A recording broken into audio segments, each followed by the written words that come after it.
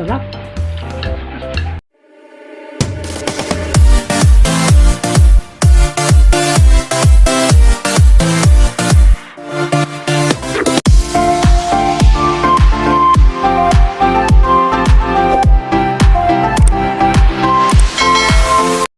Hello mga madam, mga sir. Eto na naman po, may bago na naman po akong i-share sa inyo. Simple lang po ito at ilang mga rekado lang po ang kailangan. Adobong sitaw. Hindi ko na po patatagalin at lulutuin ko na po para sa inyo. Ito na po mga madam, mga sir, ang ating rekado sa adobong sitaw. Ito po, bumili po ako ng 2 taling sitaw. Ewan ko lang po kung magkano po ang sitaw sa inyo, pero ang bili ko lang po dito ay napakamura lang po. 20 pesos po isang tali. Depende po sa lugar kasi kung magkano ang bili nyo. Tapos meron po tayong toyo, suka, isang maliit na oyster sauce, isang sachet na seasoning.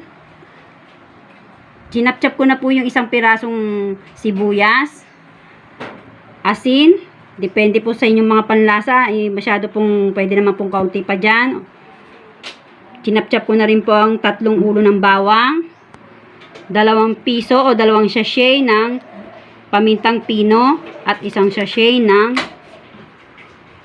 laurel.